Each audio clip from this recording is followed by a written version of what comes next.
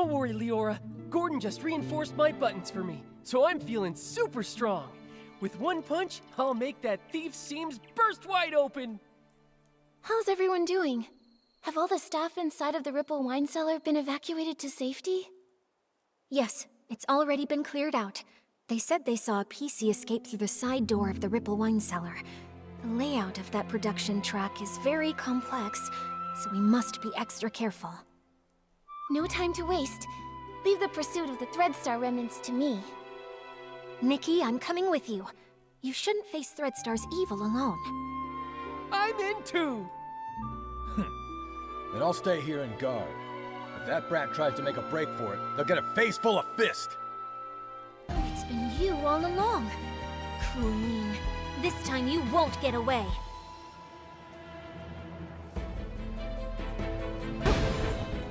Taste my fist!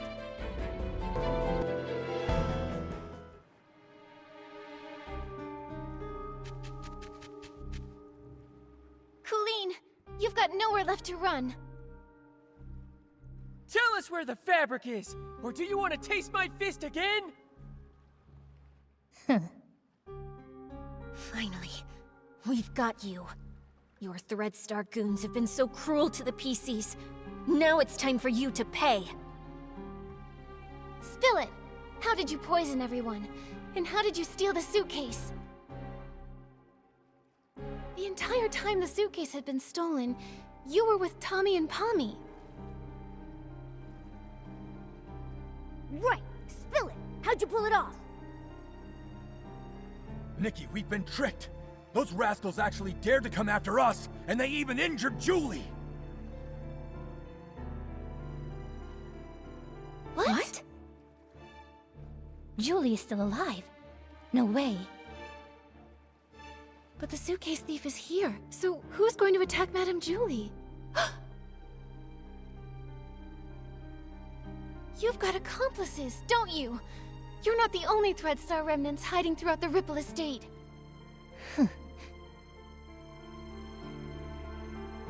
Please don't panic. Madame Julie's only injured. Let's get back to the village. As for you and your accomplice, shh, shh, neither of you are getting away.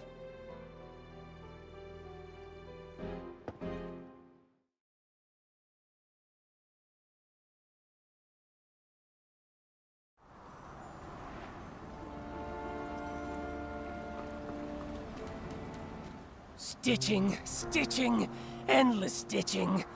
Ugh, if only I'd already perfected the immortal fabric. Immortal fabric? What a crazy idea! I like it, but I don't think I'll be needing it. This little wound won't leave a single stitch mark. Julie! Madame Julie, are you all right? Do not worry, my dear. If you ask where I was hurting the most, I would have to say not being able to use the strongest detergent for a while was truly heartbreaking. You always make it sound so easy. What exactly happened? Who did this? I'd have to say I was pretty lucky, if it weren't for my friend over there. Her again. Madame Julie, are you saying that she attacked you? She saved my life, dear. Earlier, a swarm of Esslings suddenly appeared in the village. Julie said they were after her. She told our leader to protect the others, then drove the Esslings away. Then, there was some sudden commotion that shook the windows open. I quickly floated over and saw Julie injured, with this PC lying beside her. Even I couldn't see exactly what happened. Luckily, she was fast and agile. She suddenly darted out from nowhere and pushed me out of the way. Thank you very much, my dear friend. She actually saved Madame Julie. We never even got the chance to speak with her properly. Who is she really? And what is she trying to do? Gordon, is she badly hurt? Can you fix her? Of course, thanks to Julie's Florigel cloth, but... Nikki, I think she wants to say something. Chase them! Hello? What do you mean? Who are you chasing? Don't worry, take your time. You're safe here. Leah. Leah? Leora, could it be that she suddenly leapt at you because she sensed Leah's presence? But how would she even know Leah? Could it be? Small flower, braids in rose. The dreaming child with secrets glows. Wind blows soft on the ridge, sending our sorrows off the bridge. Leah. She seems calmer now. I'll try playing this lullaby on the violin. Hopefully, she can rest peacefully in the music and dream without any pain.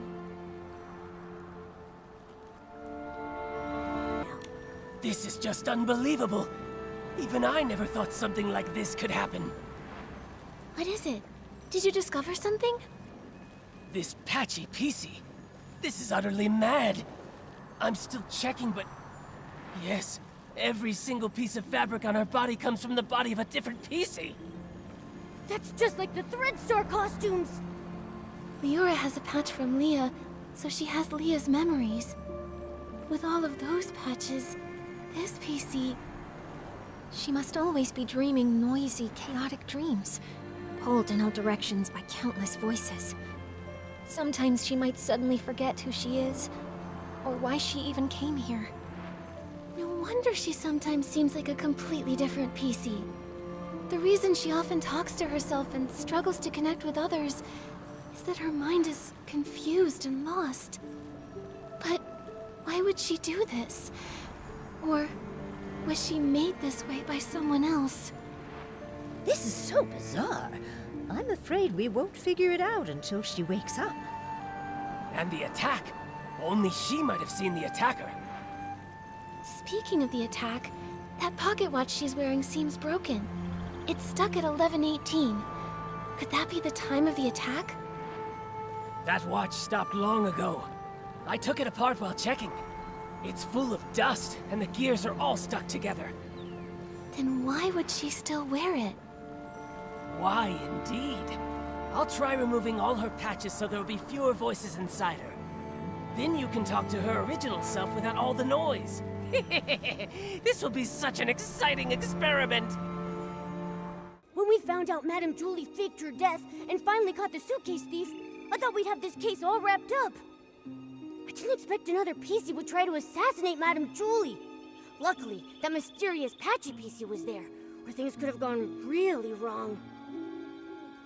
Yeah. Even though we still don't know who she really is, or why she's doing all this, we definitely owe her our thanks. To be honest, with everything going on, I'm feeling pretty confused right now. Detective Nikki, do you have any new ideas? So far, we've solved the missing journal case, and uncovered the truth behind the scraps of cloth in the suitcase. Madame Julie and Leora worked together to fake her death. But so many cases remain unsolved.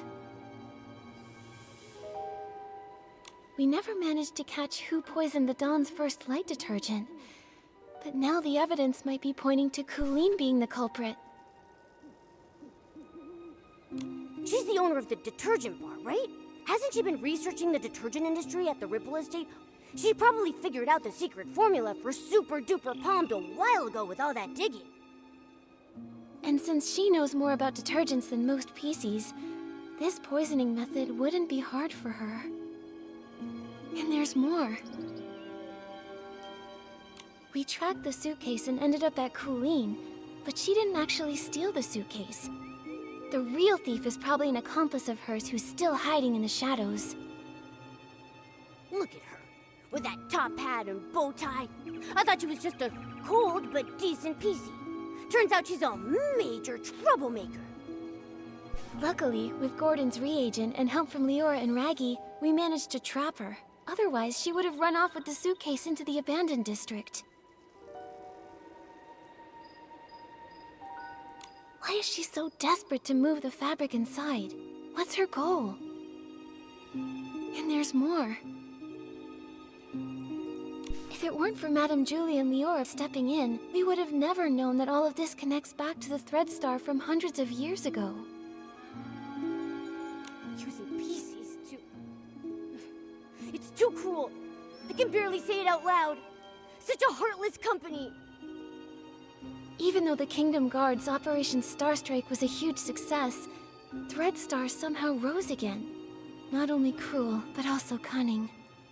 They're preparing the Golden Vision. Maybe it's connected to Madame Julie's assassination. At least we caught Colleen, found out she's part of Threadstar's remnants, and know she definitely has an accomplice. They're the ones who attacked Madame Julie. She needed help to pull off the suitcase theft. Her alibi back then was just a trick. We underestimated her. Ugh. One PC did the poisoning, the other one stole the suitcase, and they worked together so smoothly. They almost fooled us. Detective Nikki, who do you think stole the suitcase? Based on our findings, Tommy was held up by Colleen, and Benny was unconscious. Neither had time to steal it.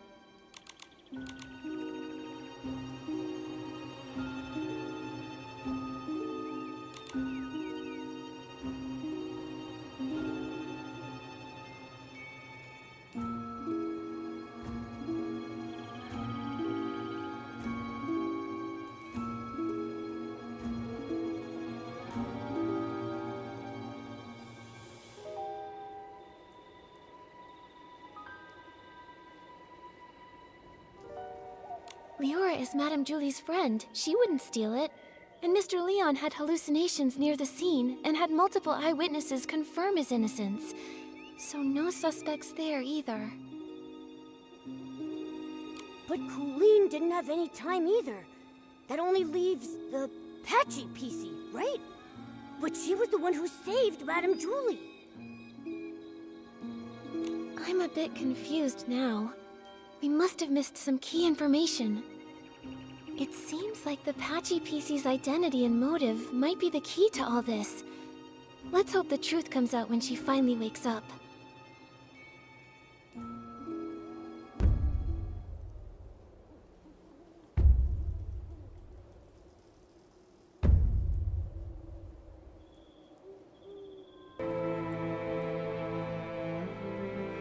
So that was you? I just told the guards what's happening. Threadstar's gaining momentum, but I was careless.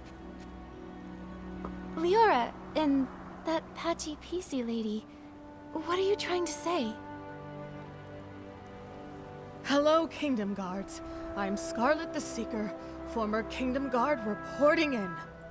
Miss Scarlet was a member of the Kingdom Guards. She's the one who uncovered Threadstar's plot, leading to Operation Starstrike. Also, she's Leah's mother. What? What are you talking about? Let me explain. I discovered Threadstar's conspiracy all because of Leah.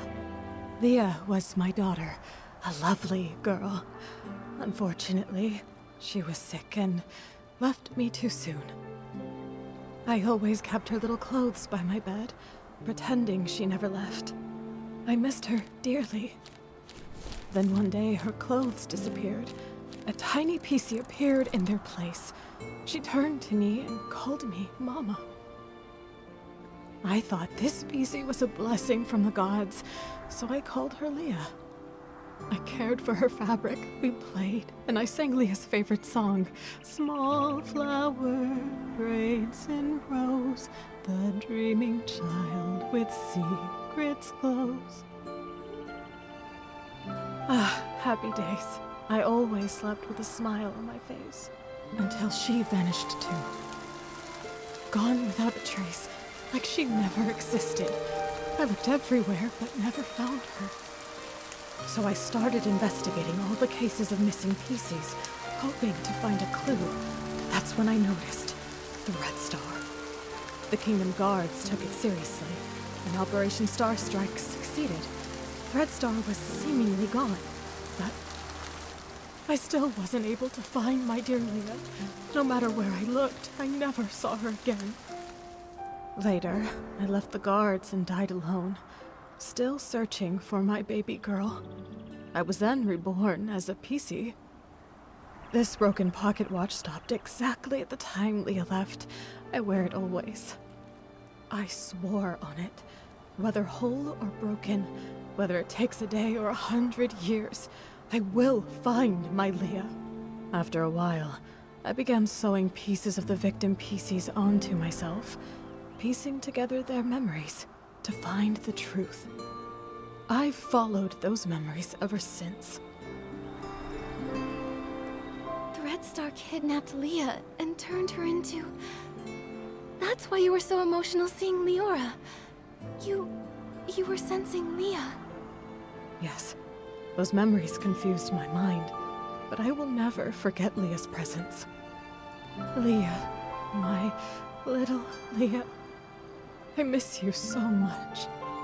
Wind blows soft on the ridge, sending our sorrows off the bridge. Leah knows your voice. I know. I followed Benny here because I suspected that over the decades, he's been helping Threadstar pick kidnapping targets.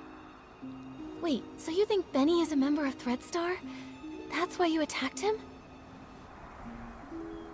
Attack? I did chase him, but I didn't succeed. How come? What a liar. Benny wasn't at the fermentation zone his first day at the estate. I found him there, but that was early on the second morning. Wait, that's the day after the first poisoning case. A whole entire day after Benny claimed he was attacked. His first day hiding in the estate, I couldn't follow him inside. The next day, I followed him to the fermentation zone, trying to catch him. I was distracted by a noise, probably one of his accomplices. He escaped, and I wasn't able to attack him. The so-called attack was just a setup. I understand now. We need to catch Benny quickly. Don't worry, Gordon asked Jenny to keep him locked up. Both he and Colleen have already been detained. Unfortunately, the PC who attacked Julie used some forbidden power to strike from a distance. I didn't see them, so I can't be sure if it was Benny. That's okay. You get some rest. I'll take it from here. I'm heading back to Ripple Estate to have a talk with them. Benny and Colleen are held in 2 nearby knock-knock cells. It also looks like the others found these shredded fabrics on Colleen, but she won't explain why she stole the suitcase. As for Benny, I have yet to see him. I heard he's insisting on his innocence and begging to leave the abandoned district. Suspecting an old friend must feel awful. Leora, if you ever need to talk, I'll be here for you. It's okay, Miss Nikki. After hearing about Miss Scarlet's investigation, I had some doubts about Benny. After all, if it hadn't been for him, I wouldn't have started renting costumes from Threadstar. Huh? Didn't you start to suspect him when Threadstar got into trouble? Threadstar was popular then, and their custom stage costumes were in high demand. Benny was a perfectionist and wanted me to rent a magical costume to boost my influence. It wasn't that strange to me. So just like I never told Juliet about these things, I never told Benny I was investigating Threadstar either. But I never expected to run into him here, right when we were tracking down Threadstar's remnants. Returning to the abandoned district after a long time and running into so many accidents, it's hard not to be suspicious. Indeed. I've been afraid to face him because I'm worried I might get a bad answer. Leora, were you close to Benny in the past? Close? Yes, I suppose. As my agent, even though he was treated differently because of his facial scar, he always did his best to shield me from unwanted gatherings and fought for me to have more opportunities. I appreciated him. Benny said the scar was an old injury. Did he get it back then? No, it was even earlier. He was born from a torn piece of clothing. The owner of the clothing was a struggling actor who had an accident. It happened during a very dangerous performance. Both he and the costume were left with a permanent scar, and his dreams shattered. When I met Benny, he never really spoke about it, but kept washing himself and tidying the house, as if trying to repair every broken piece of his life. The pain from that accident, just like that scar, never faded from Benny's heart. Maybe because of this, he was a perfectionist and very strict with me, demanding I be a perfect star in everything I did. But he also cared for me a lot, like an older brother, ironing out every crease in my costume and making sure to tidy up my messy dressing table. At every performance, he stood backstage, applauded me, and gave me a bouquet of flowers. He wanted the spotlight on me even more than I did, as if the light could also heal his scars. Sorry for rambling. The most important thing to do now is to figure out what they're hiding. I think we can start by questioning him. If what I know about him isn't entirely based on lies, then he's not someone who's good at keeping secrets. All right, leave it to me. Momo, let's go ask Benny some questions. You again? Detectives. Is it my turn to be treated like a suspect now?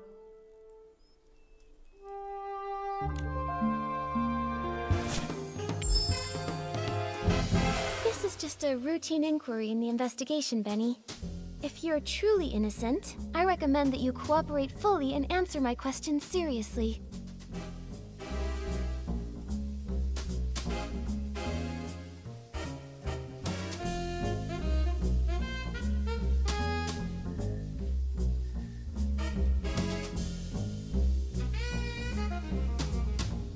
Where were you when we were chasing Colleen in the Ripple wine cellar? Were you her accomplice in stealing the suitcase? If you have nothing to hide, why were you in such a hurry to pack and escape? I had no idea you were chasing Colleen. How would I even know where I was at the time? As for stealing the suitcase, wasn't that after I was knocked out? I was hit by that jittery, patchy PC as soon as I arrived. How could I have had time to steal anything? If it weren't for Colleen and Pommy finding me, I'd be dead. You wouldn't even have the chance to suspect me here. Don't waste time on me. Go after that patchy PC! If she hadn't been chasing me around all day, I wouldn't have been in such a rush to leave. I'm sick of the endless threats of a career that never goes smoothly. I want to go home. Is that a crime? As for... He's really cautious. We didn't tell anyone that we were tracking Colleen, so it makes sense he wouldn't know. I had no idea you were chasing. As for stealing the suitcase, wasn't that after I was knocked out? I was hit by that jittery, patchy PC as soon as I arrived. How could I have had time to steal anything?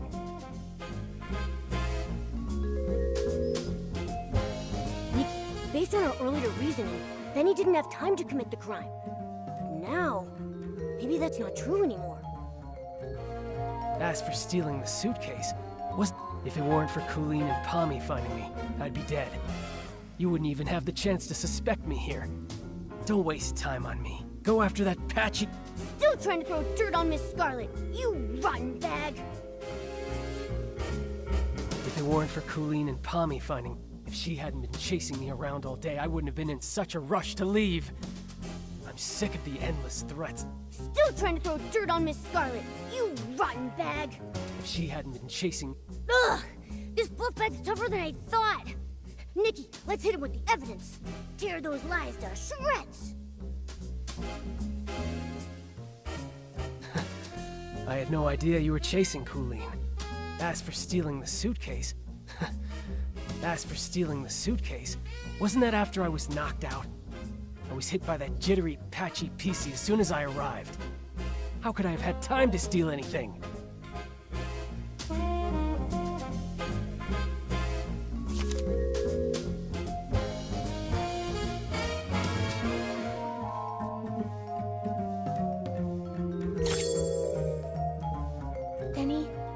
I'm afraid that what you don't know is that we've already spoken with that patchy PC you mentioned.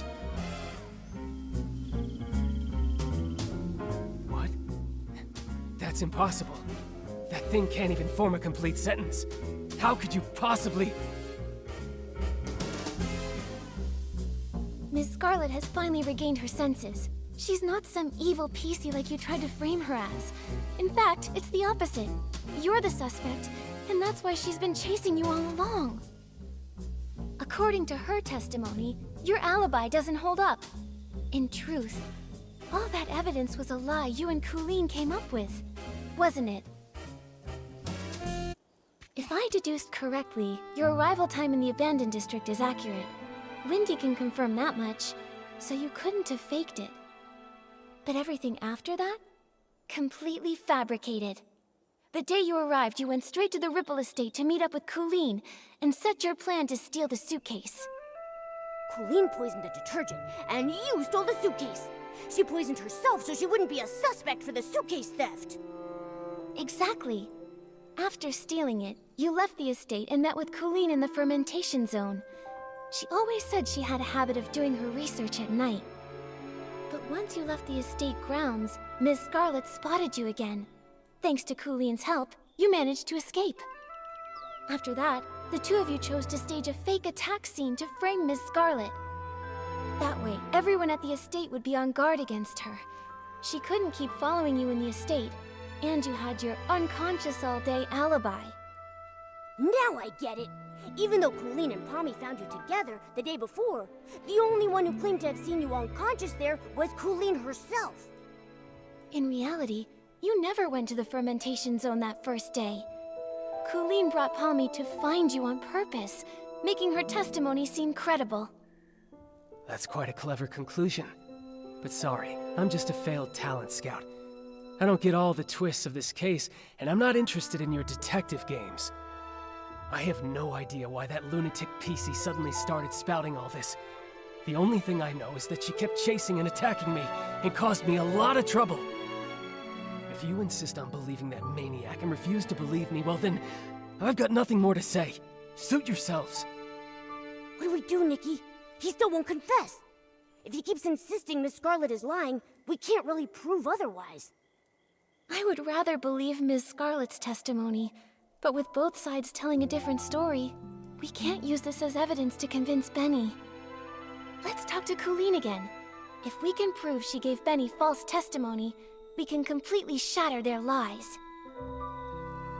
So now you've sent a human and this little yellow furball. I'm not in the mood to talk.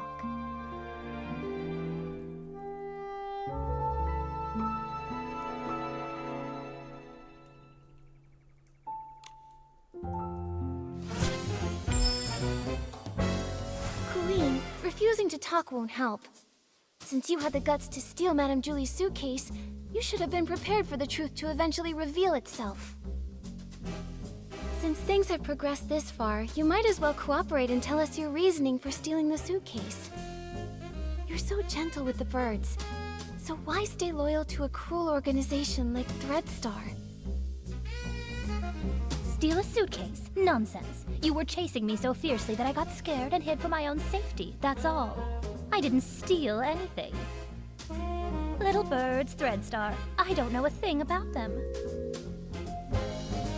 I've heard the name Julie, though. Some kind of sovereign of sexy. She delayed her trip.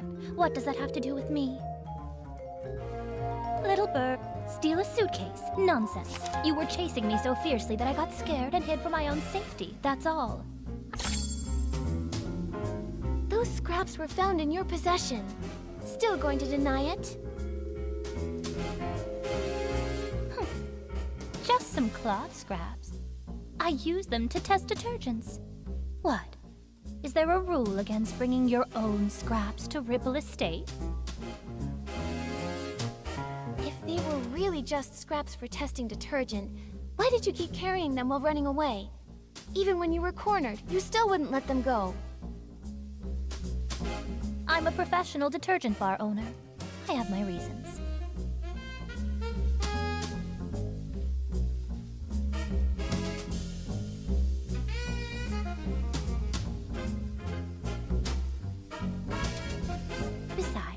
You suddenly chased me. I didn't have time to think about what I was carrying.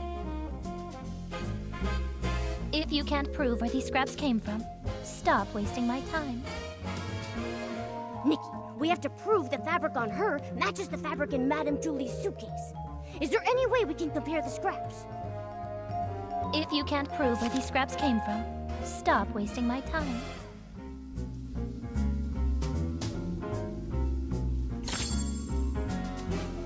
Colleen, does this piece look familiar? We found it near Madame Julie's suitcase at Golden Fields. The one you didn't manage to take. If we compare this piece with the scraps we found on you, it will prove they're the same fabric. Or do you need to see a lab report before you'll admit it? I actually left a piece behind. Looks like you just admitted to being the suitcase thief. Now, one more question. Benny was your accomplice, wasn't he? His so-called coma was just your cover. He was never attacked at all, was he? And what does it matter if I am the suitcase thief? Give it up. I'll never tell you anything else.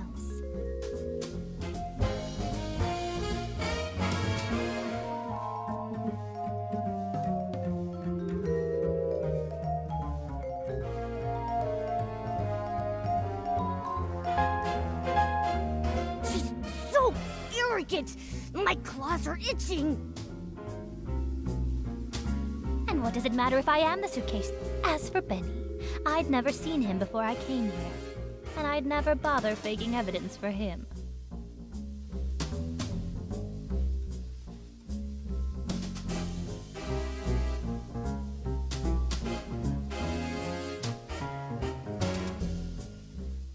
That total neat freak. I can't even be bothered to talk to him, let alone go out of my way to help him. As for Benny, She still claims she doesn't know who Benny is. Nikki, is there any way we can prove that the two of them have crossed paths before? as for Benny, I'd never seen him before I came here, and I'd never bother faking evidence for him. Benny's notes say he often visits the Nightshade Lounge, the very one you own, Colleen. He even pays monthly tabs.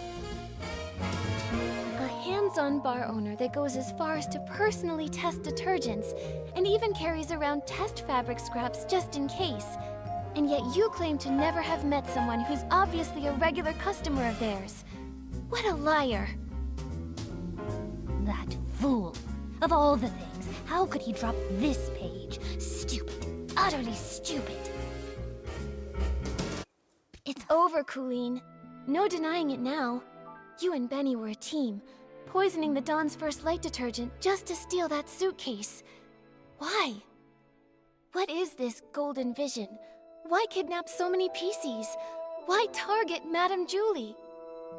Don't you think enough PCs died already? Colleen, it's not too late. Tell us the truth, and we can stop more PCs from being lost. Fine, I do know Benny.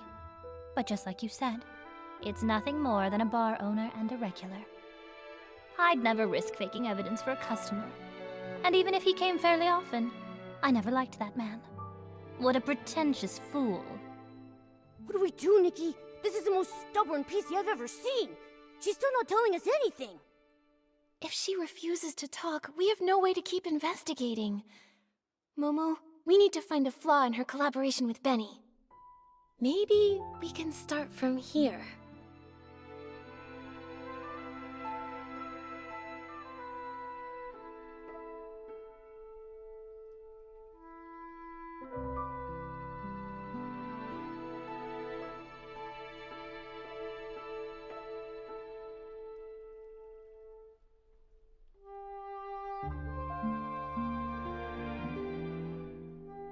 Could Benny's journal page reveal more clues? We need to prove that his connection with Colleen goes beyond just a bar owner and a customer. Huh? But we only have this single page, and it's all about Benny's work. There's nothing that shows any link to Colleen.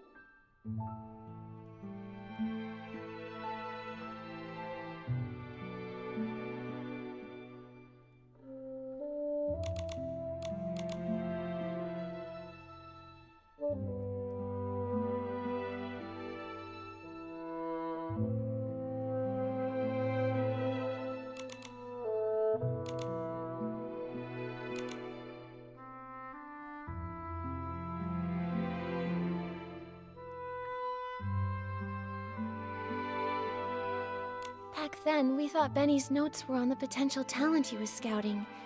Now it looks like the targets he researched were probably kidnapping victims. Come on, we can't let them get away. Think carefully. How are we going to prove that the story about being attacked and discovered was actually a planned false testimony? I've got it! Colleen, could you please describe the state you found Benny in for us? If you are both telling the truth about what happened, both of your stories should match perfectly, right? Didn't I already explain when I brought that PC back? Oh, you know I hate repeating myself. I don't just want the broad story, I need the details. For example, what was the weather like that day? What scent of detergent did the fermentation zone smell like? And what condition was Benny in? Come on, Colleen. Answer these few questions and I won't bother you anymore. Fine. That early morning, actually, the very morning of the dawn's first light chaos, I went to check the fermentation zone and saw a buttonfoot and a white glove coming from the wooden barrel house. The weather was just normal. The air carried the scent of aroma lily, which gave me a headache. As for Benny, I thought he was just a worker resting, so I didn't pay much attention. I had no idea it was him. Then the next day, you brought Palmy with you, and he was still there. Palmy checked, and that's when you realized it was Benny, knocked out from the attack? Correct. But you already know that, don't you? The morning after the poisoning incident, the weather was fine, and the air smelled of flight fruit. He was lying in the exact same spot, still unconscious. Just one blow to the back of the head, and he is out that long. How pathetic. Now, is that enough? Don't bother me anymore. Come on, is this ever going to end?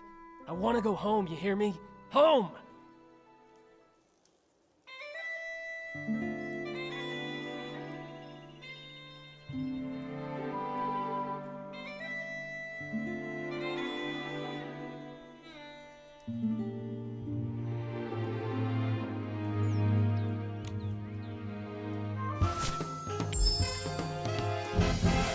We have one final question. If you can answer it honestly, then maybe you can go home sooner. Please describe your experience of being attacked and knocked out, and when Colleen and Palmy found you. What was the weather like that day? What scent of detergent did the fermentation zone smell like? What condition? Questions, questions. Why so many questions? I already told you. I arrived that very morning when the dawn's first light incident happened.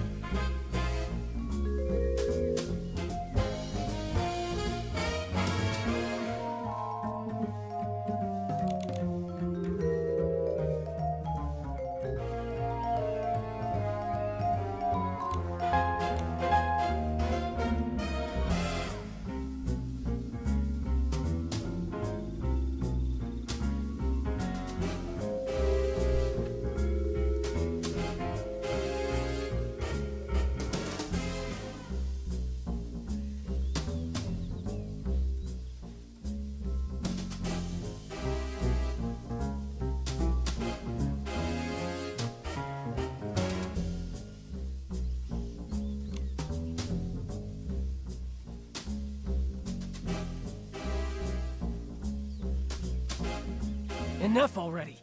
You trap me here, ask all these questions, show me all this nonsense. What more do you want? Questions, questions. Why so many questions? I already told you. I arrived that very morning when the dawn... It was still dark when I reached the estate. I got lost for a while before I found the fermentation zone, and then ran into that sneaky PC. As for the weather, it was pitch dark. Who knows what the weather was like? The scent? Probably something like wool fruit. I was really tired at the time. I just wanted to ask for directions.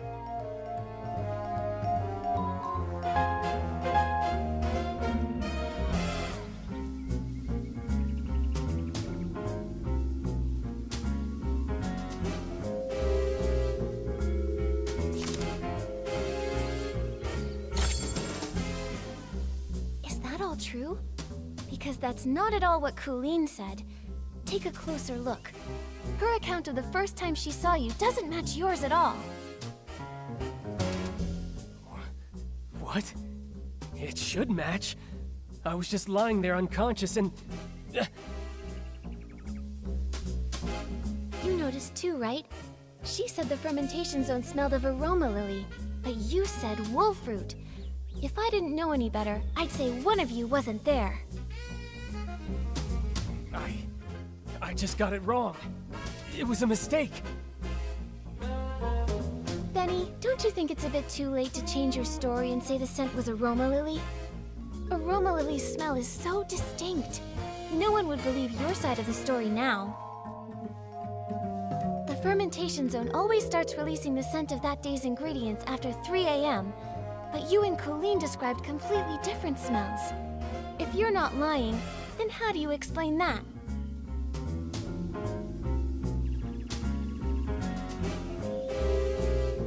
No, I just made a mistake. I didn't. No, I never smelled anything. You pressured me into saying something, so I just blurted it out.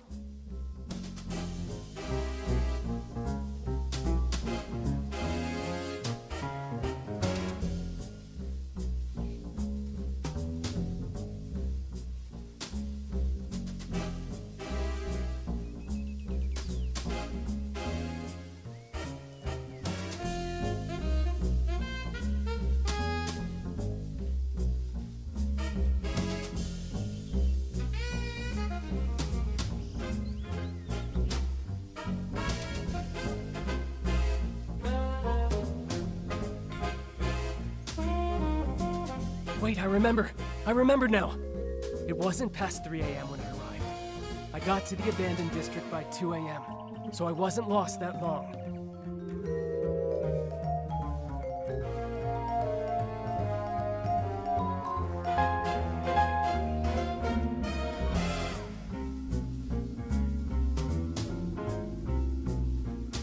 I wandered a bit after that, of course, but not for long. Then I saw that crazy PC's pocket watch.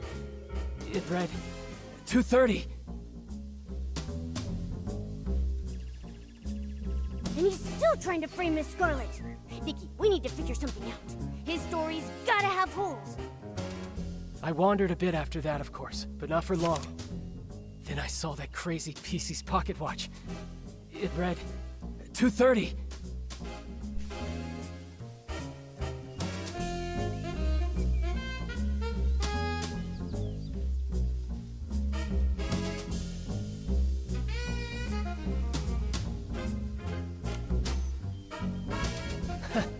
There's no way I would be foolish enough to say what I smelled was actually aroma lily. I'm not lying. I wandered a bit after that, of course, but not for long. Then I saw that crazy PC's pocket watch. It read 2:30.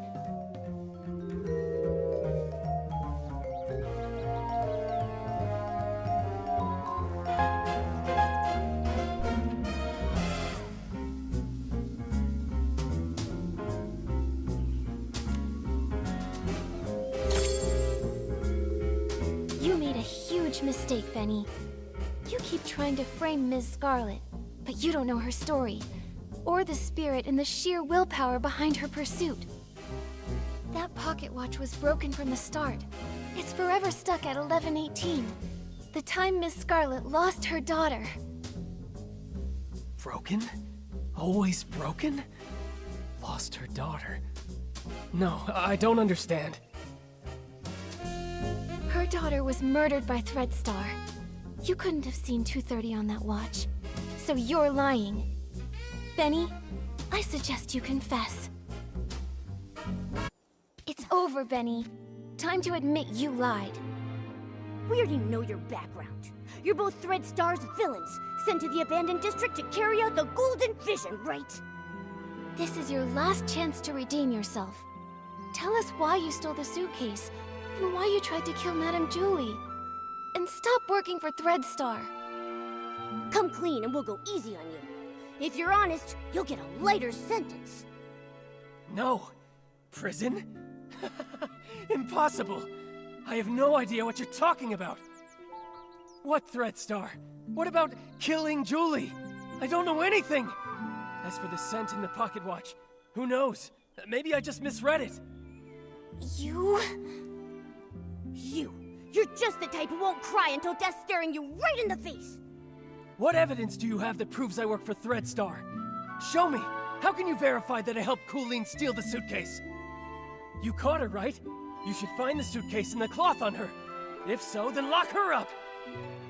You're ruthless! Your ally doesn't matter to you at all? Why should I care about what happens to her? I just want to go home already. I don't want to stay in this place for another moment! Go away, detective. Without solid evidence, don't expect to hear another word from me! Nikki, looks like they're both refusing to cooperate. We should figure out our next move. Phew. These two are hard to deal with. They're starting to crack, but they still won't confess. Don't lose hope, Momo. At least we know they're partners now. Benny's so-called attack probably aligns with my theory. It's just a story they made up. Threadstar must have sent a few members to the abandoned district to carry out the Golden Vision. Well, what exactly is the Golden Vision? And why would they want to hurt Madame Julie so badly? What should we do now, Detective Nikki? Their lips are totally zipped. Not even a hint.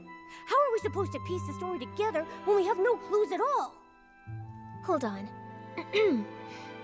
Like I've said before, no matter how perfect a crime seems, if you look closely enough, cracks will always show. Bad seeds only grow bad fruit. I doubt that we're going to get any more information from Colleen. She would rather confess to stealing the suitcase and accept being punished than tell us what really happened.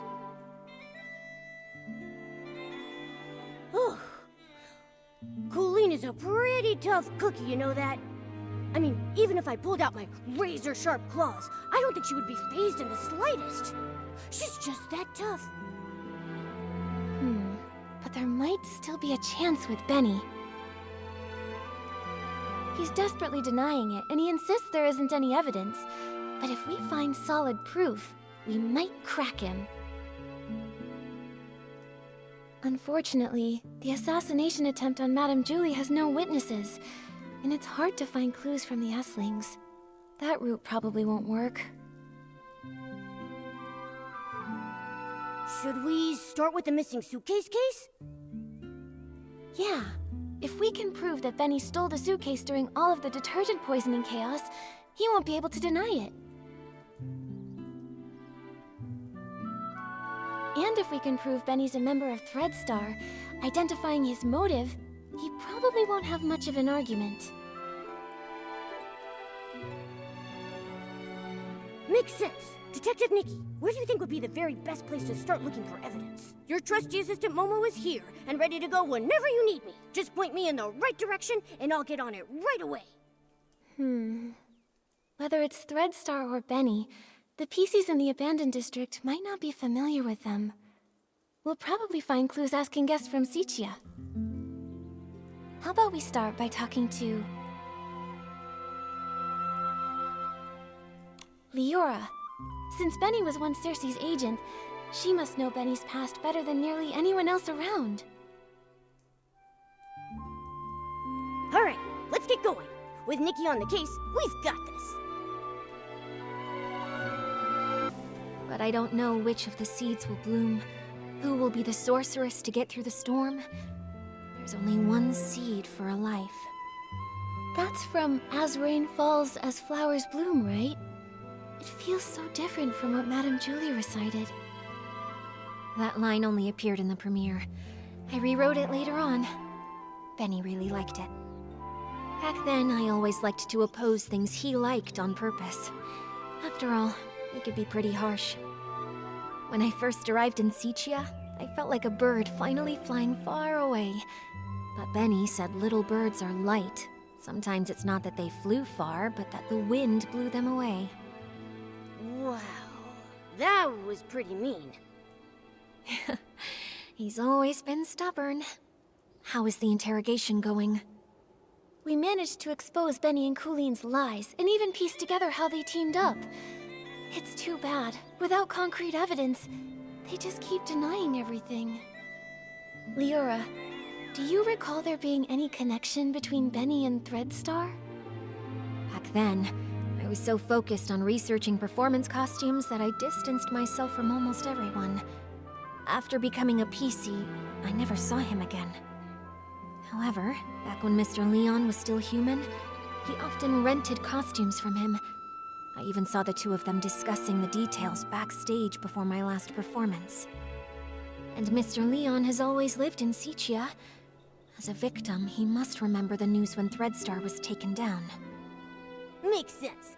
Knowing him, he'd definitely jump at the chance to be interviewed and go on and on about how he was the victim. Thank you, Leora. Sorry to trouble you with these questions. It's okay. I've asked myself over and over, if Benny is a criminal, I won't let him off. Otherwise, how could I face the strict lessons he taught me? When I was helping prepare for the Ripple Estate soiree stage, I heard that Mr. Leon was planning to rehearse near Barrel Grove today. You might see him over there. Nikki, what should we do next? If that's the case, why don't we go directly to Mr. Leon? He was at the scene of the theft, and he might be able to remember some details that were overlooked. Then let's wait for him near the Barrel Grove. Write it all down! Even if I don't make the headlines, at least give me a sidebar mention. Hey! Why, if it isn't Nikki herself! Oh, thanks to you, I was able to dig up the tune that Cersei used to whistle. A melancholy girl gazing at the wheat fields. This means... It means you're really talented to dig up such details. I wonder if you know Benny just as well. That guy only has Madame Julie and Cersei on his mind. Ha! Don't underestimate me! In just a few days, I was able to uncover nearly all the secrets held by those folks from Sichia. Everyone, except, of course, for the mysterious Leora. But that's only a matter of time. Please, tell us. Benny? He was a great talent scout who made Cersei famous back in the day. They were both incredibly close to each other. When Cersei won the Golden Sichia Best New Artist Award, Benny cried so hard backstage he couldn't even keep his sunglasses on. Ever since Cersei unexpectedly died, his career dried up. Now, even the drink shop thinks he's bad luck and won't hire him. Yikes! That workplace environment is just brutal. After all, his temper and the scar on his face didn't win him any favors. Not to mention his time in prison. Prison? What happened? I remember it had something to do with Threadstar. Let me check. That briefing was stolen by Mr. Leon. He shouted, "Oh, the ink upon every single one of the newspapers will forever be my stage! I can't wait to get to Barrel Grove and share my art again!" After declaring that, he left in quite a hurry. Who knew that even columnists have to watch out for robberies too? I'll be avoiding him from now on. Sounds like something Mr. Leon would do. I think we should avoid him too. Nikki, what do we do now? Mr. Leon was also at the scene when the suitcase was stolen. Although he was caught up in a hallucination at the time, maybe now he can remember the more overlooked details. Ugh. If he's off performing some one-man show again, then it looks like we'll be in for a real dramatic time. Ugh. Let's just go wait for him near the Barrel Grove. Oh, this world is even sadder than the drapes at the Backwater Theater. Mr. Leon, sorry to bother you. Did you see Benny before or after the poisoning that day? Benny? No, I didn't see him. Why? Do you think he was the one who stole the suitcase? He doesn't honestly think that a few scraps of cloth will cover that broken face of his and hide his shameful past, does he? You seem to know Benny's past well. Of course! It all starts with my own glorious yet lonely past.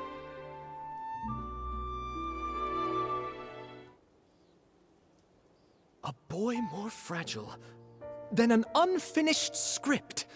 When he arrived in Sichia, his dreams were even bigger than the city.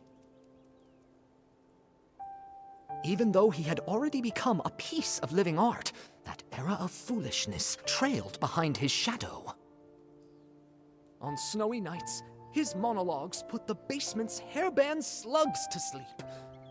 The applause that should have followed, lost along their way.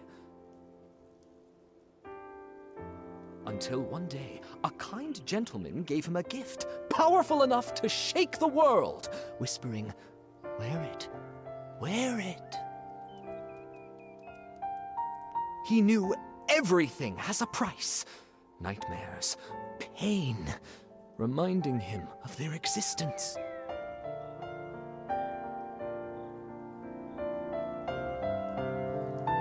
He went back to perform the full submission again and again, in hopes to awakening this ignorant era. But he fell, forever left upon the platform leading to his dreams. Could that man be from Threadstar? Ugh. So they used everyone's dreams and it cost your life. But, what does this have to do with Benny? Dear audience, don't be like those who know nothing of art, ready to tear away fate's every secret. Intermission time! Shall we have a little preview of Act 2? Look at you, such furious faces. Surely you've seen through the gods' twisted little trick. Such pitiful jealousy, too afraid to let the true starlight fall upon me.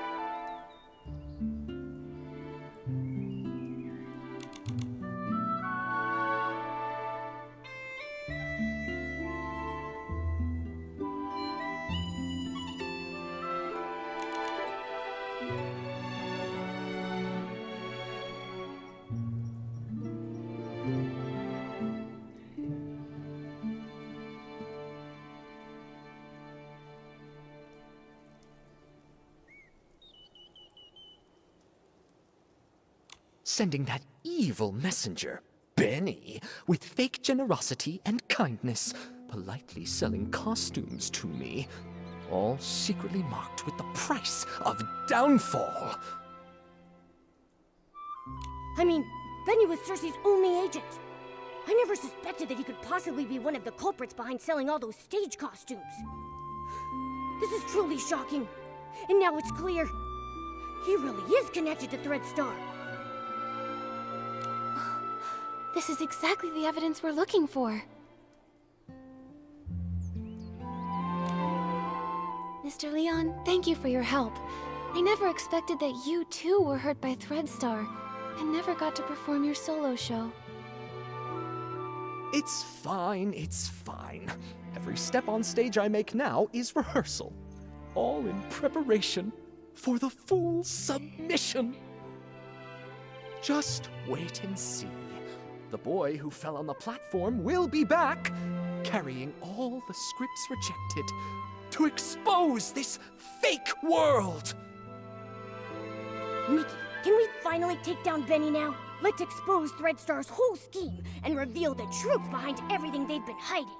This suggests a link between Benny and Threadstar, but we'll still need solid proof that he's the one who stole the suitcase if we want to expose his secrets.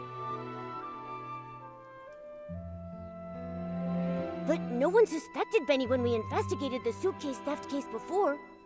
Where do you think we should start digging from here? Ha! Miss Nikki. There were plenty of audience members obediently seated under the stage that day. Why not go ask them? You mean... Oh, right! We questioned Squeaky and Belford, but we got caught up with running around. We haven't even interviewed Leora yet. Maybe she'll link Benny to stealing the suitcase. Then what are we waiting for? Come on, let's find Leora and ask her. I think I was here. And then... Leora, Are you recalling what happened the day the suitcase was stolen? Miss Nikki, yes. While you were all busy with the questioning, I just stood by, doing nothing. I felt so ashamed.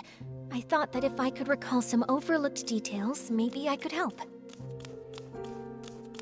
That's fine. In fact, we were thinking the same thing. We came to hear more about that day in detail. Of course. As always, the first to receive the dawn's first light that morning were the on-duty staff, so they would be able to quickly return to their posts.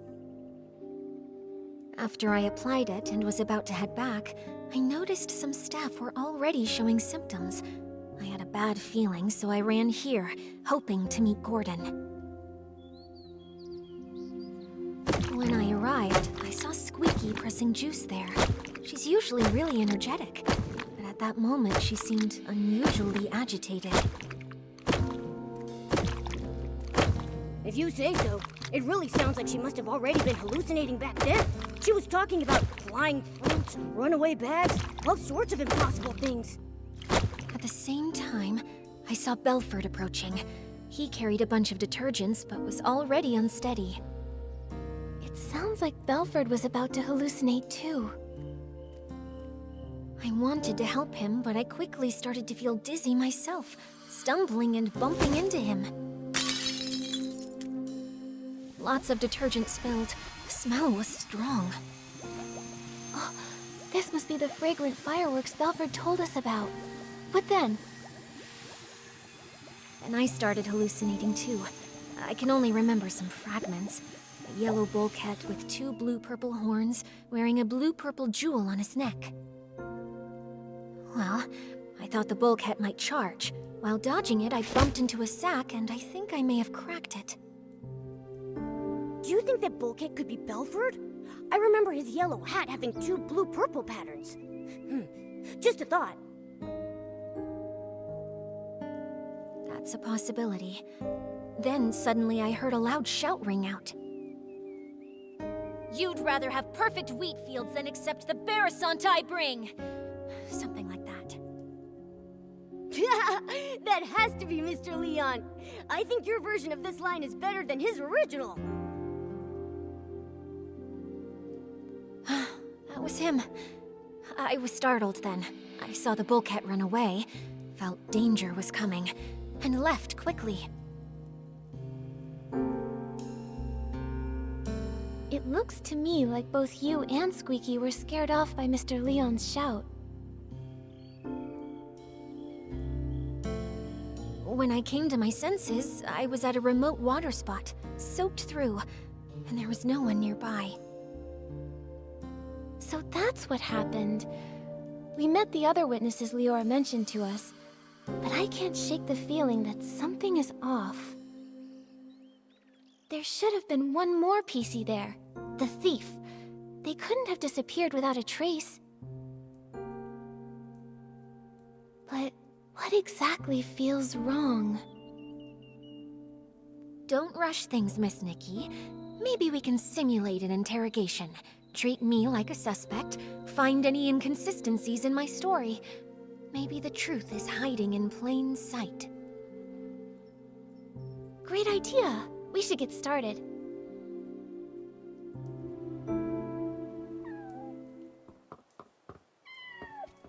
Ready, Miss Nikki? We'll start when you are.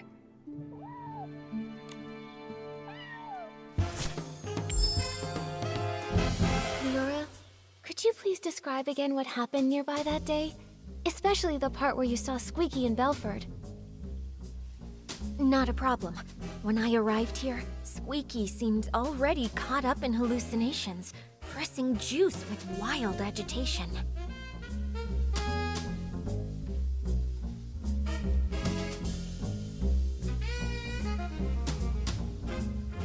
Belford was on the other side, transporting detergent but already unstable.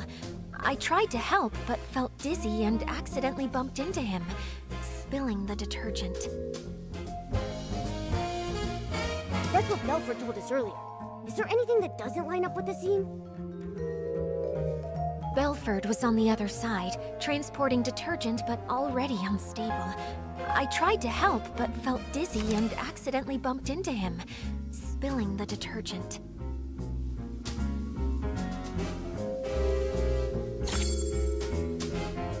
Got it. Leora testified that she bumped into Belford and accidentally spilled detergent all over the place. Since both of the hallucinating PCs left after that happened, there's no way they could have neatly arranged the detergents found in the corner.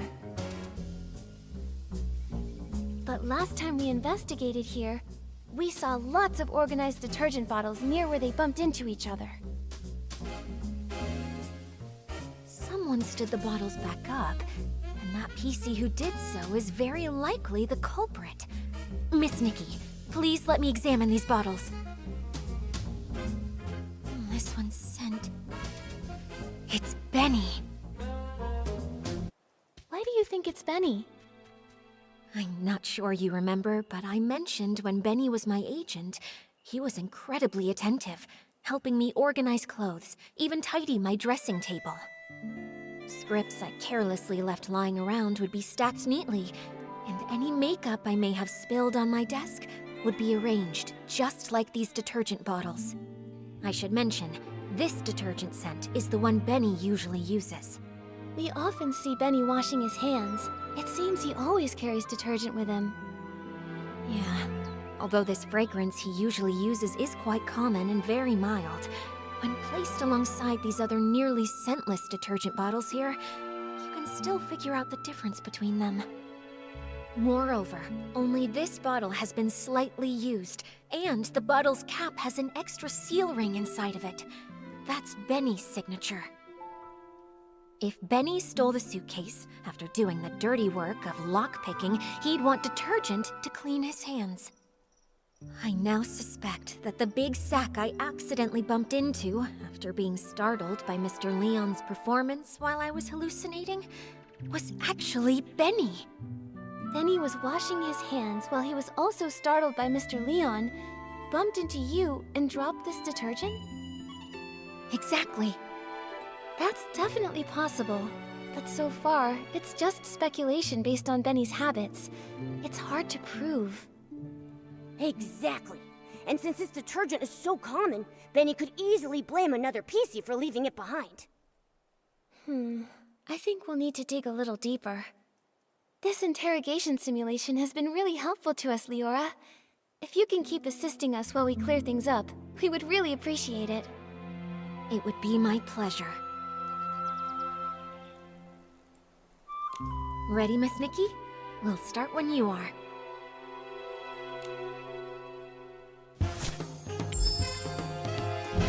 If this bottle of detergent with a different scent really was dropped by Benny... Oh, I see. In that case, there's still one suspicious detail. When Benny was looking for the detergent that he had dropped, he tidied up the spilled bottles by force of habit. But if he had the time and energy to do that, how could he have not taken the detergent he actually dropped? Indeed. In his case, not having detergent is probably as bad as not wearing clothes. I think maybe he did take a bottle of detergent, just the wrong one. Miss Nikki, what do you think? Nikki, think quickly. All the spilled detergent here has to come from just one source. I think maybe he did take a bottle of detergent, just the wrong one. Miss Nikki, what do you think?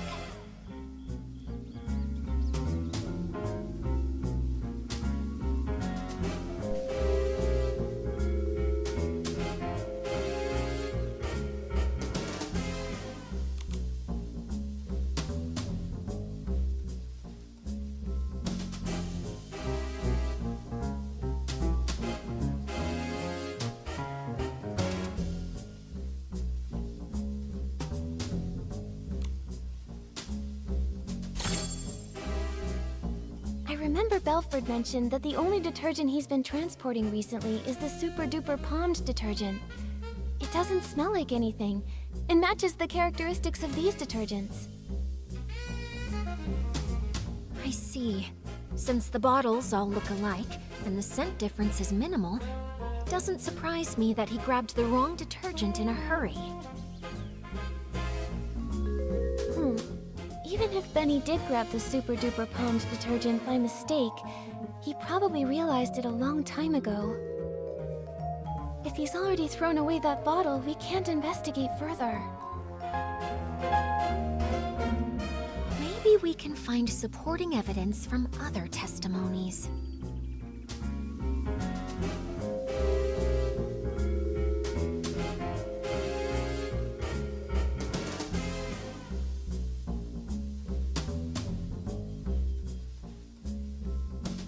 Have other witnesses seen anyone with a distinctive appearance in their hallucinations? Like how I saw a sack with a big tear.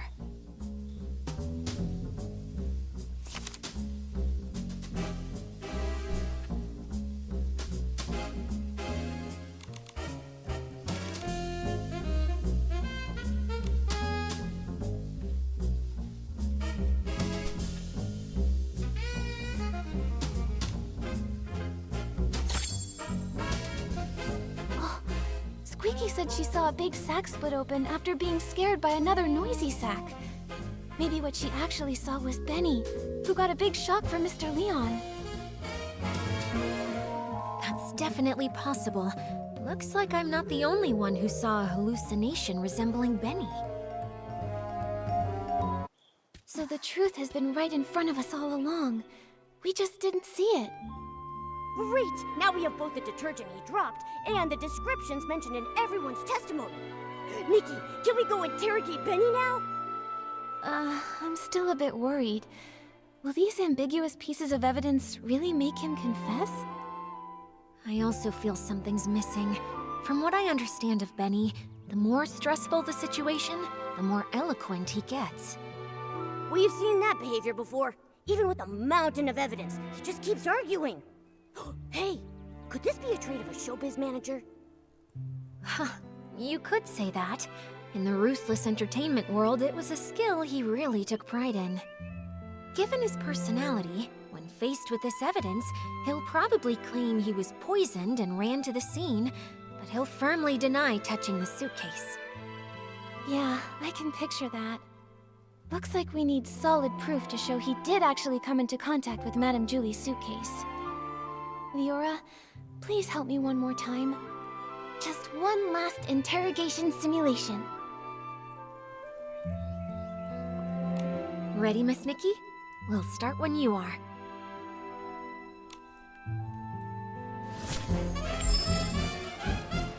I think the key is right here. How can we prove that Benny made contact with Madame Julie's suitcase?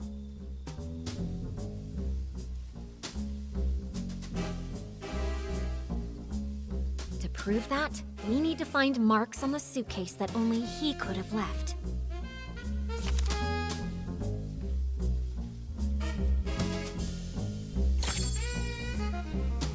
Madame Julie's suitcase is covered in dirt and scuff marks.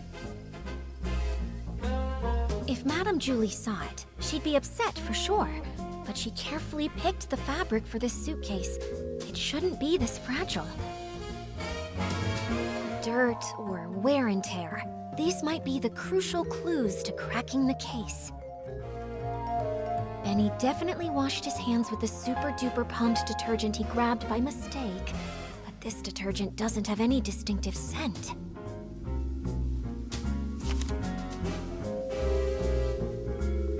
Unfortunately, this doesn't prove Benny.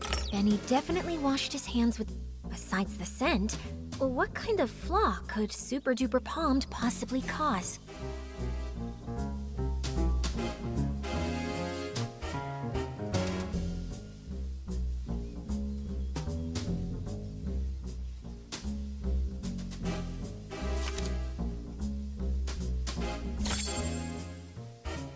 Alan once told us that super-duper palmed can amplify the effects of other types of detergent.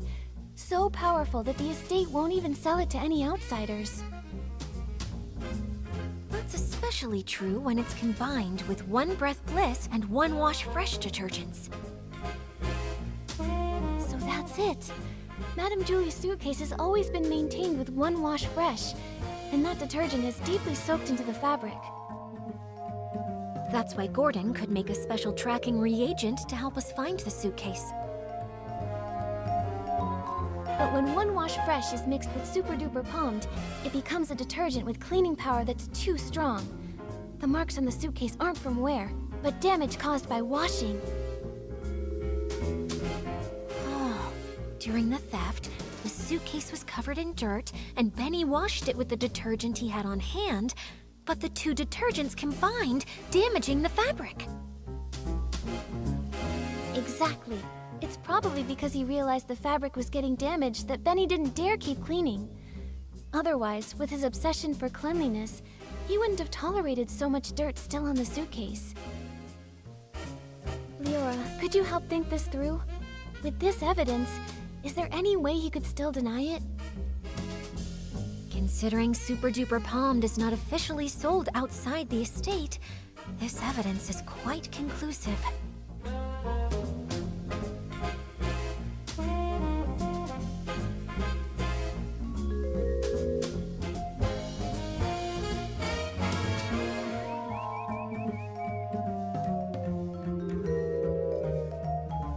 If he were desperate enough to fight back, maybe he would try to claim the marks were there before the theft?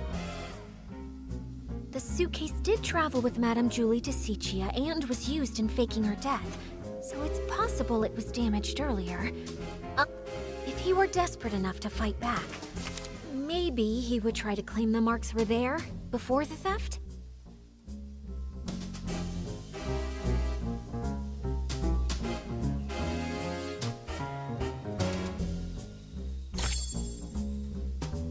This is it. This is the photo Palmy took when the choo-choo train delivered Madame Julie's suitcase. Look, the suitcase looks perfect here. Those obvious wear marks must have appeared after this photo was taken. Miss Nikki! No, Detective Nikki. You did it!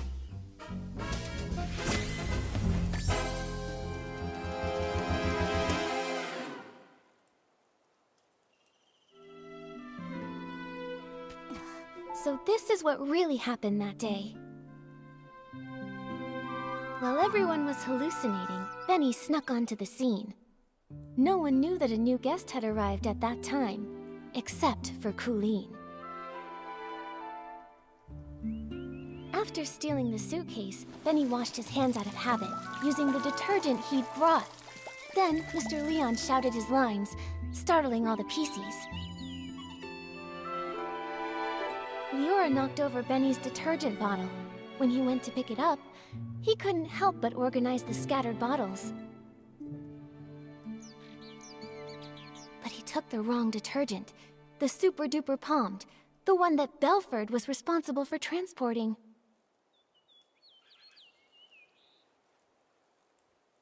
Then he left with the wrong detergent and the suitcase. The estate was chaotic during those few days, so no one saw the detergent bottles lined up in the corner.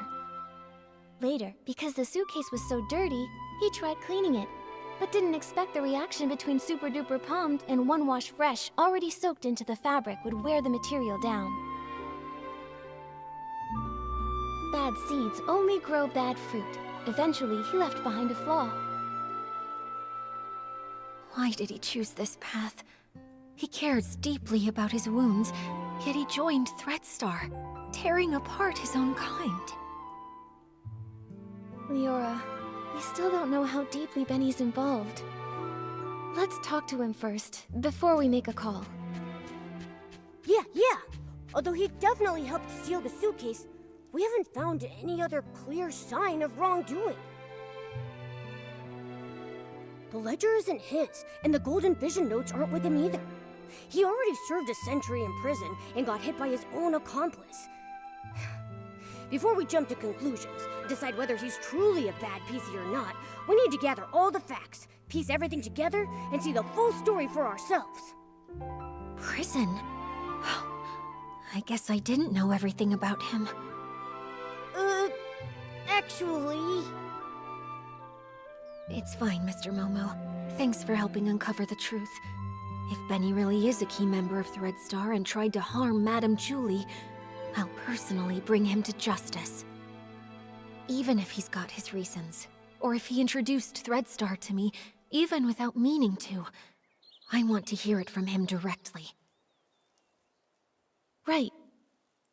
Before we find Benny, let's take this suitcase to Alan's for an inspection. With a professional detergent expert's report proving that 2 detergents made these marks, our interrogation will be stronger. Alright, let's go! With Nikki and Momo on the case, and Leora helping out too, there's no way we can fail. We're definitely going to catch him. Oh, by the Silvergale! Isn't this Madame Julie's suitcase? You found it! But why is it so dirty and damaged? The Sovereign of Sexy should always be elegant, charming, and flawless from their head to their toes. Oh, I can't stand seeing this! Actually, we wanted to ask you about the damage on the suitcase. We're wondering, could it have been caused by detergent? Well, you have certainly come to ask the right person. As a detergent tester myself, I am the most familiar with how to identify different types of detergents.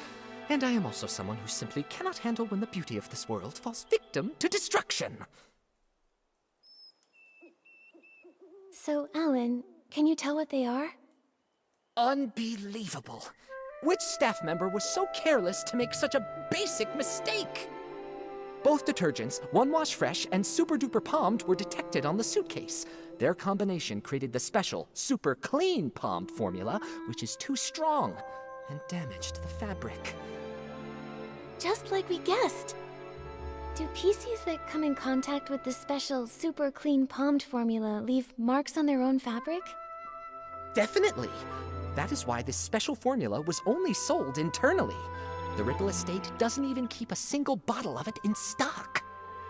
Who made this mistake? Bring them here, and I'll test them thoroughly.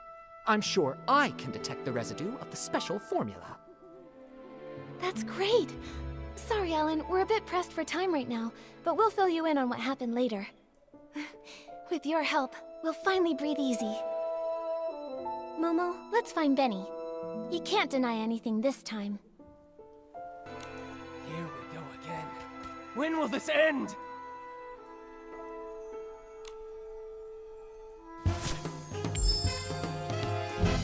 Benny, we've brought solid evidence this time. There's nowhere left to run. Tell us everything about Threadstar's plot. No way. You're just trying to trick me. You really think I'd believe you? It's the end of the line, you little rag. No way. How many times do I have to repeat myself? I've got nothing to do with Threadstar.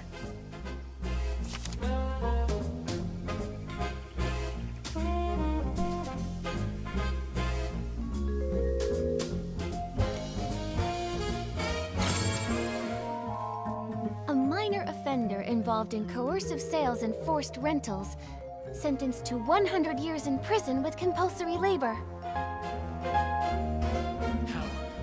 How did you find this?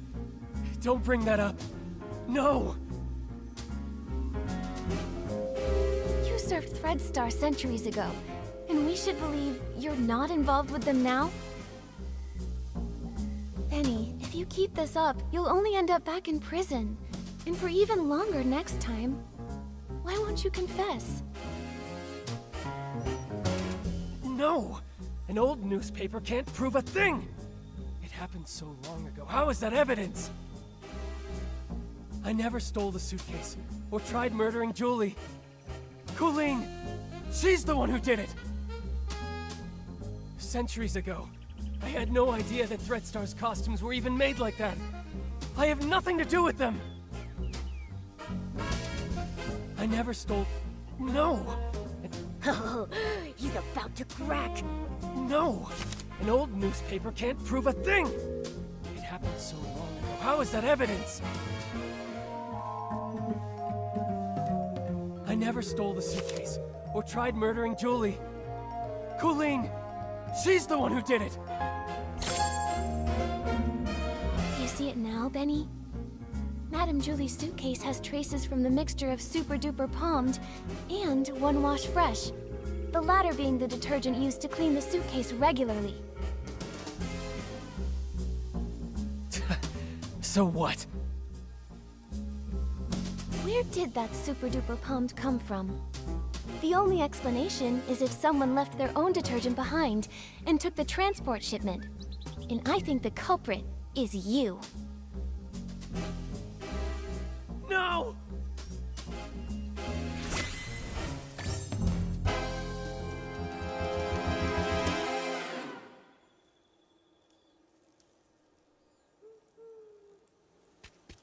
Actually, we've got another crucial piece of evidence. If a professional investigator examines you, they'll tell whether you're truly as clean as you claim. Maybe you ended up just as over-clean as the suitcase, after coming into contact with the same mix of Super Duper Palmed and One Wash Fresh. Enough! Enough! Stop talking about things I already know! I know I damaged the suitcase. I know I hurt the pieces. I know I'm an accomplice, but I've already tried to break away. Why can you just not let me go?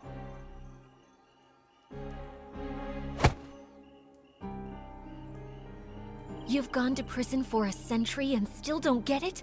A bad seed always bears bad fruit. Some mistakes should never have been made. You don't know anything! What if that bad seed was just me being born? What if his dream was to be a perfect star, but an accident ruined his face? What if I was born from the nightmare wrapped in that damaged costume from such a disaster? That seed wasn't bad. Even with that scar, you're still an excellent talent scout, helping a country girl step onto the stage. And your insistence on prop safety spared her from the same fate. How? How did you know? Cersei? Yes. I've always wanted to ask her something. If I had not insisted on the original schedule that day, would she never have fallen? She was doomed to die. She was investigating Threadstar's costumes and was targeted. How come? No, I should have known. I rented those costumes. I just didn't dare to think about it. I always... After I got out, I was a ragged scrap with a 100-year sentence, shunned by everyone. Only Threadstar gave me a chance to keep creating perfect stars. So I told myself it was okay, that I was just a fringe PC on the sidelines. I stole the suitcase, but I didn't want to think about what was inside it. I kidnapped the PCs, but I didn't want to see what happened to them afterward. A crime is still a crime. No matter how you tried to dodge it before, this time you still bared your claws at Madame Julie and tried to kill her. I didn't. I'm not qualified to do such an important mission. Coolin assigned my tasks. She didn't even tell me Julie was still alive. Julie was still alive. Leora, do you remember that when we were investigating in the Ripple wine cellar, Coolin said that too? She did. She seemed unaware that Julie faked her death. The attack on Madame Julie. Could the real mastermind still be hiding in the abandoned district? We need to ask Coolin again. She won't cooperate. She joined Threadstar to find her missing twin brother. That's the only thing she truly cares about. Missing? What else do you know about Coolin? She'd rather talk to birds than to other PCs. Maybe because she once had a celeb crow named Cece. She's always been closer to those birds than PCs. Cece? Could it be... This scarf! Tommy said Mr. Simon and his sister once raised a celeb crow called Cece together. But Simon is already... Leora, would you be able to visit Tommy and borrow Mr. Simon's relics? I think we have a lot to discuss with Coolin now. Okay, I'll be right back. You'd better help her see things clearly. She doesn't need to live the way I did. There's just one more thing, Benny. The regret from back then shaped who I am today.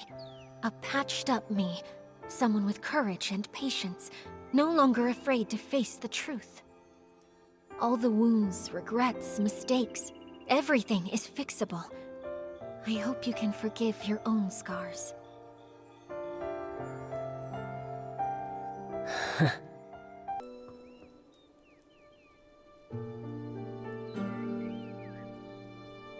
This again? Ask away. You're wasting your time. That's where you're wrong. We've discovered something we'd like to show you.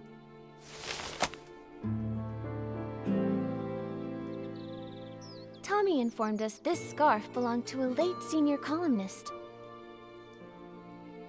He was on his way home, planning to give this scarf with its subtle bird embroidery to his sister. Because they once raised a celeb crow named Cece.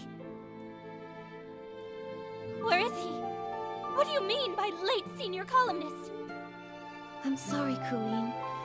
What Tommy encountered was a PC that had been born from that person's clothing. His name is Simon. We were able to locate his whereabouts within your ledger.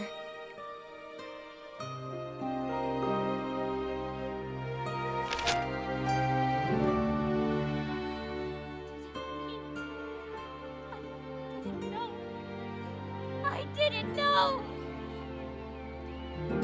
I think this letter was meant for you. It's possible he may have taken on a new PC name to conceal his true identity, hoping to meet you again someday.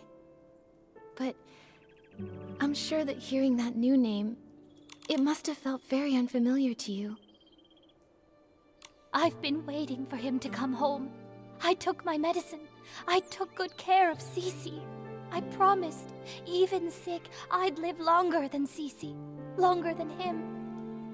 I wrote the newspaper letter to every address listed in our book. Later, I went knocking door to door. None of them knew. He'd gone too far away. I then became a PC, and my brother. There must be another PC born from his closet. I waited and waited for such a long time. I kept all of his clothes safe.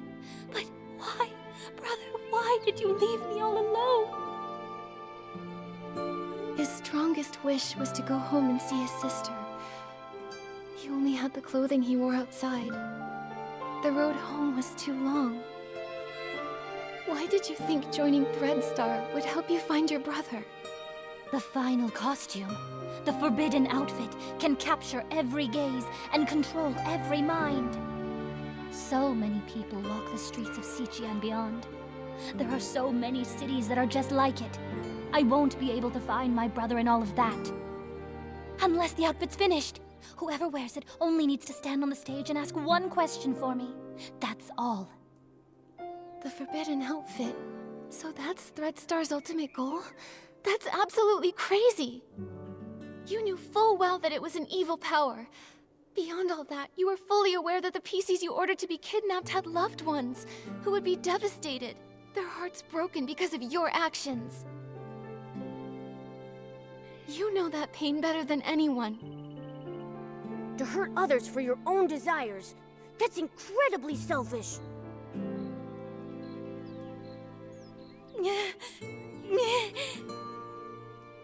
Enough of this, Colleen. Don't you ever commit these evil acts again.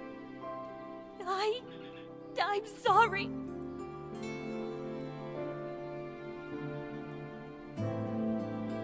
I want you to be honest, and tell us who your accomplice is.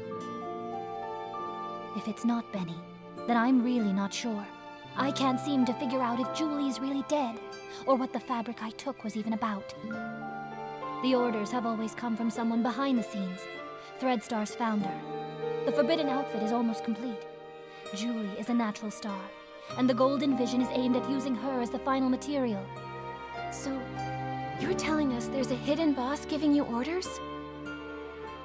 We've been tracking the culprit all along, yet they somehow saw through Madame Julie's fake death and responded right away. They couldn't have reacted so fast without being at the scene. This matches the plan between Madame Julie and Leora. Right here, in the abandoned district, lies the true mastermind behind all of Threadstar's evil plans. The problem is, we still can't figure out who they are. No matter how many accomplices they have, we'll catch them all! Right.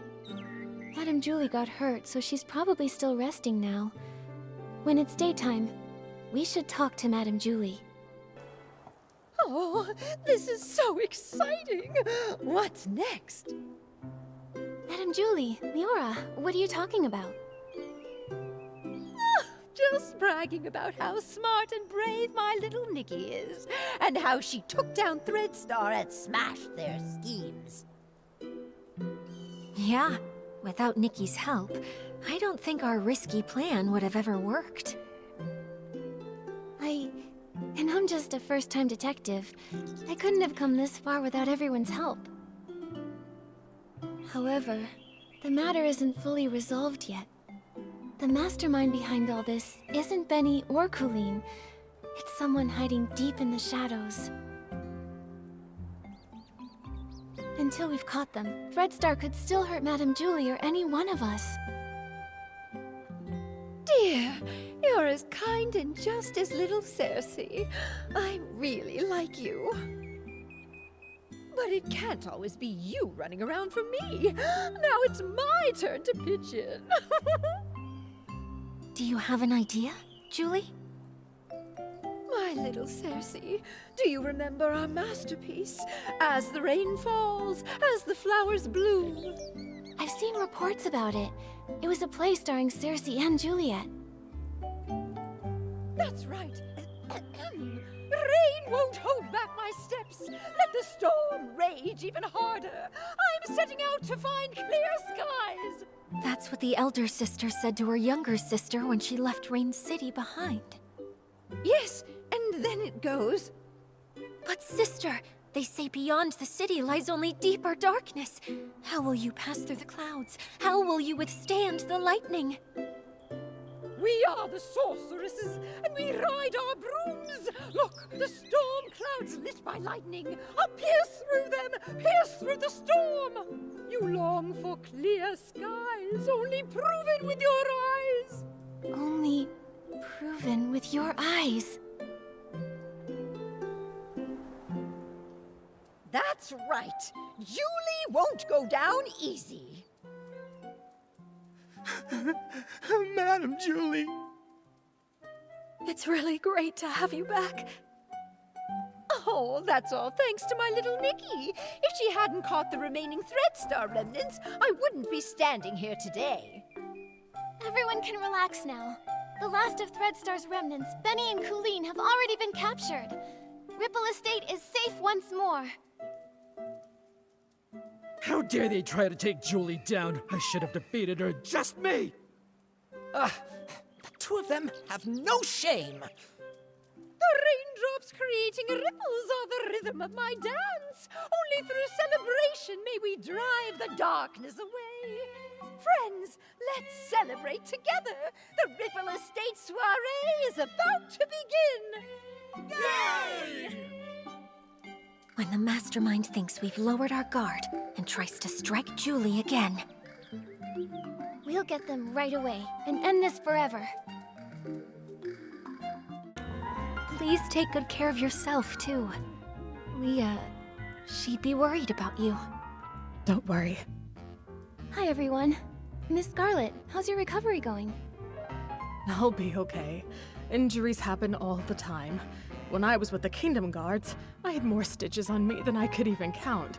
But that still won't keep me down. But you're not fully healed yet. Are you sure you want to join the mission? My only wish is to catch the culprit, even if it means using every last bit of my strength to do so. Threadstar is cunning. I know that better than anyone. You'll be more likely to catch them having me around. Tell me the details. How are you planning to use Julie as bait to trap the culprit? Okay, at the opening of the Ripple Estate soiree, Madame Julie and I will team up for a styling duel and perform the first dance.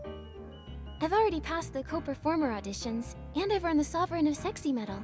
Everyone in the abandoned district already knows about this, so it won't raise any suspicions among any of the PCs there. During the performance, Madame Julie will purposely let me win, but just enough to keep it believable. Then she'll pretend to be upset and say she's going back to the village to change into a new outfit, so that we can have a rematch. Great plan. Since you said the last remnants of Threadstar are wiped out, and Julie's making a public appearance, Threadstar should assume we've lowered our guard. Right. When the soiree is over, any outsiders lingering in the abandoned district will be a lot more conspicuous and won't go unnoticed. When Madame Julie returns alone to the village during the party, it'd be the culprit's last chance to strike. They'll have to try. Lior and I will be hiding nearby, ready to protect Madame Julie and catch the culprit. Understood. I'll find a good ambush spot nearby, too. Phew, the show's about to start. Nikki, are you feeling nervous? Of course. Madame Julie's volunteered to be the bait. No matter how much we prepare, I can't help but feel a little worried. Such a familiar feeling. Back when I performed as Rain Falls as Flowers Bloom with Juliet, I was always nervous. Every time the curtain rose, I faced a new audience. How would the audience react? Would I hear their applause or their boos? Would the stylists like what I was wearing? Would the critics like how I delivered my next few lines? Then, Juliet turned to me and said, "Don't see the audience as a storm you have to push through. Imagine that you are the storm." That really sounds like something Madame Julie would say. I'm afraid I still don't have that kind of boldness, even now. So I'll take it as a blessing. Yeah, no matter what tricks the culprit pulls, if we execute the plan well, we'll catch them for sure. Dear little Nikki, my dance partner, are you ready? Let's unleash our passion together and light up this sexy night.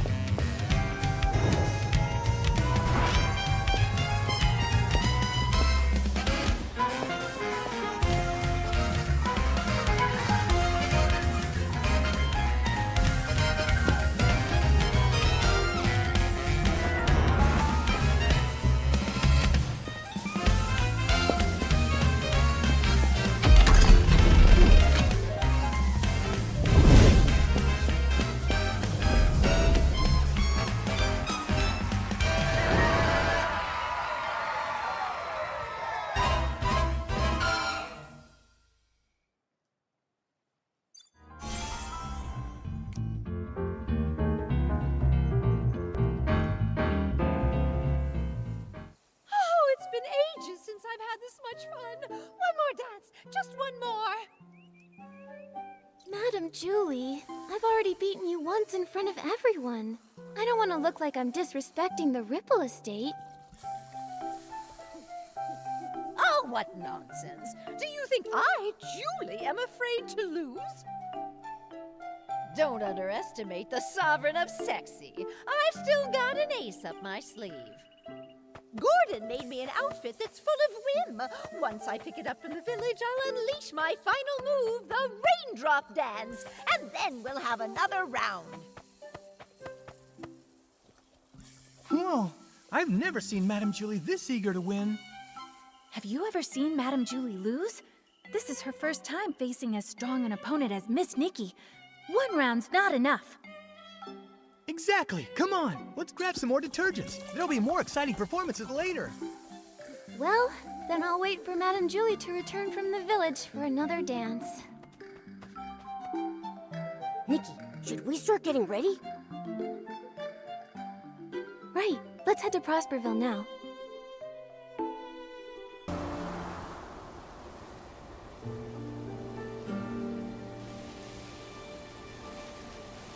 She stands in the rain, a atop the tallest spire in the Rain City. The downpour is swallowing the horizon. When the flowers bloom, I'll set out.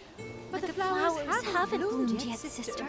And I only have one seed left. Beneath the curtain of the rain, she seems to see her sister's silhouette dancing familiar steps in the rain. Raindrops fall, sister dances on. Ripples splash where her feet touch. The city's reflection glows. Her steps quicken, becoming stranger. Ah, this is no raindrop dance, but a new dance for clearer skies. She steels her resolve, looks toward the dark clouds, and grips her broom tightly. Madam Julie, please accept my interview! From the highest tower, she finally left.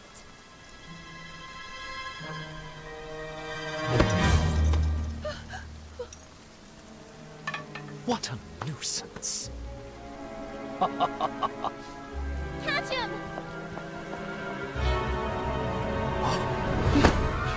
She will pass through the storm. She will find clear skies. After him. Rain will fall. Flowers will bloom.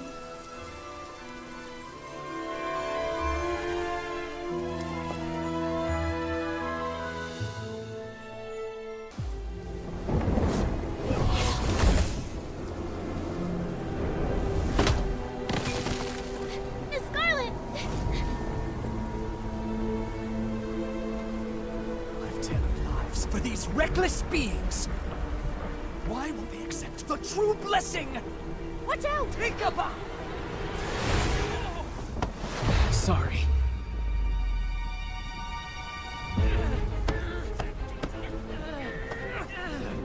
No, it can't be!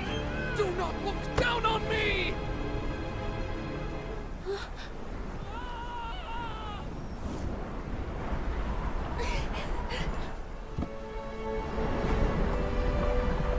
Benny! I'll go find him! So... just like this.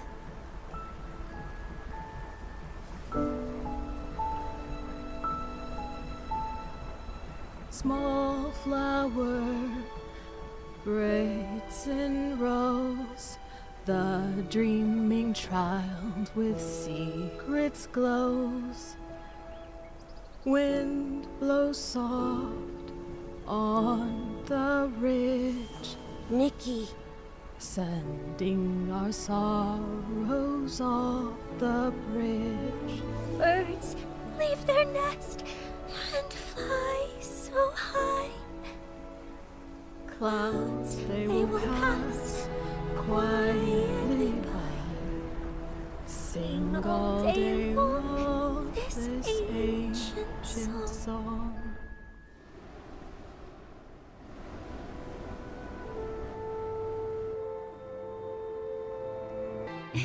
Leora!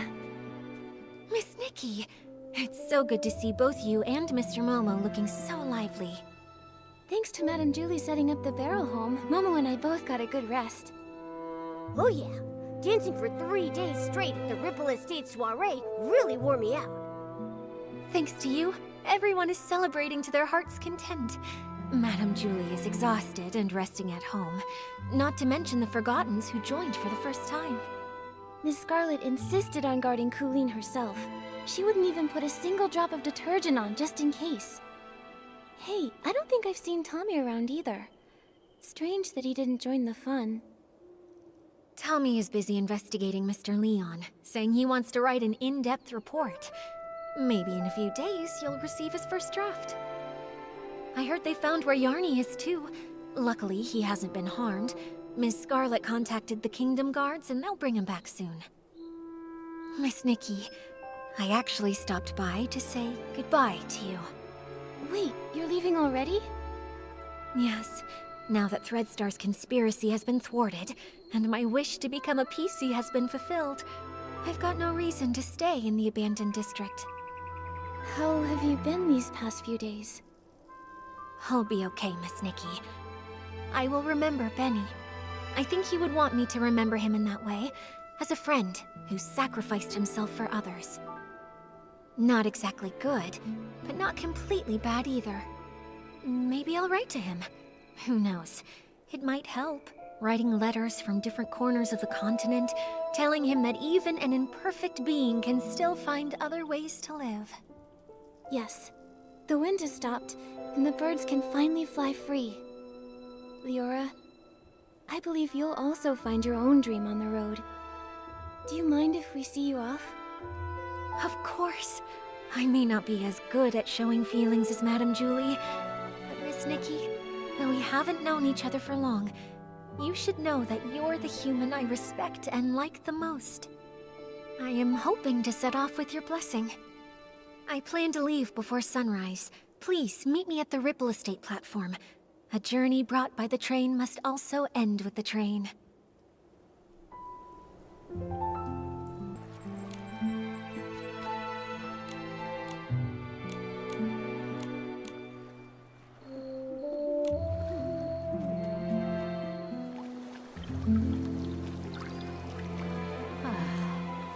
Beautiful. Oh. I've been meaning to ask, what's the ending of As Rain Falls, As Flowers Bloom? Oh, my dear girl. That one was written by Juliet and Cersei together. She clenches the tiny broom as small as herself, fighting desperately against the storm. Magic surges forth. Beneath the pouring rain, the final seed explodes, bursting in a fierce bloom. The wind paves her way. The petals guide her. As she breaks through the clouds, silence overtakes all. The sunrise casts its light upon the earth. There she sees the first clear sky. Excellent story. Leah would have loved it. Look, the train is here.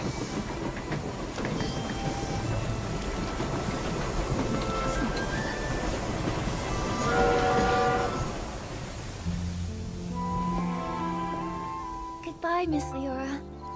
Bon voyage. Travel safely. Right, Nikki and I will both miss you. You two. I'll miss you both so much. Oh, little Leora, at times like this, you know I always have too much to say. But I don't want to hold you up. I'll skip the fuss and simply wish you never-ending joy and freedom that knows no bounds. Thank you, Julie. Take care of yourself. Miss Scarlet, you know if you change your mind, I can leave it with you. Don't worry about me, kiddo. Take it with you. Take Leah to see the faraway places. This world is beautiful, isn't it? Let's go. Time to leave. Goodbye.